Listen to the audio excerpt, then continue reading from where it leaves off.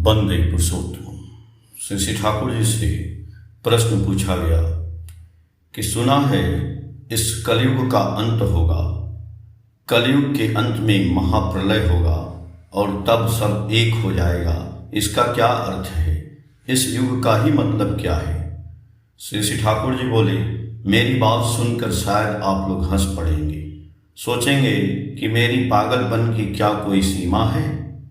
कल युग से मैं क्या समझता हूँ सुनेंगे। जब लोग सोच समझकर हिसाब किताब करके बिकमिंग परम उन्नति हो उठने के प्रयास में एक साथ एकत्रित होते हैं, उसी को कल युग कहते हैं। युग का अर्थ मैं समझता हूँ मेला या एकत्रित होना। इसलिए एक एक आदर्श के वर्किंग आउट, क्रियान्वयन के मिलन को ही उसका एज या युग कहा जाता है। कलयुग जीने और बढ़ने यानी बचने और बढ़ने के प्रयास का युग है। उसके बाद ही सत्य युग आता है, जिस युग में मनुष्य जीने और बढ़ने की अवस्था को प्राप्त कर लेता है। परम आराध्य श्रीमद् जयदेव रचित दशावतार स्तोत्र के अंतर्गत कल की अस्तव में क्या है जानते हैं? म्लेच्छ निवह निधने कलयसी करवालम, धूम केतुमिव किमपि करालम, केशव धृत कल की शरीर, जय जगदीश हरि। म्लेच्छ का अर्थ मैं क्या समझता हूँ सुनेंगे।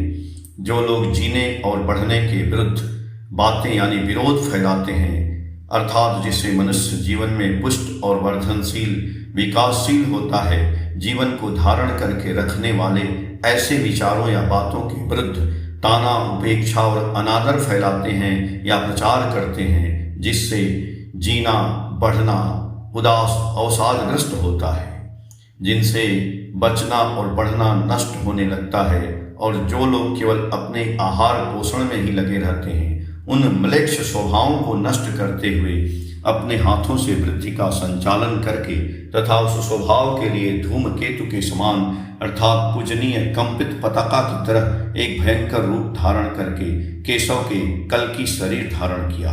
कल्कि का अर्थ है जो तीव्र प्रगतिशील उन्नति परायण है। महाप्रलय होगा, इससे मैं यह समझता हूँ कि सभी विविध विचार भिन्नताएं एक ही उत्कृष्ट आदर्श में पूरी तरह मिल जाएंगी और इस तरह मिल जाने पर उस आदर्श के आचरण में सबका एक हो जाना, एकाचार तो स्वाभाविक ही है।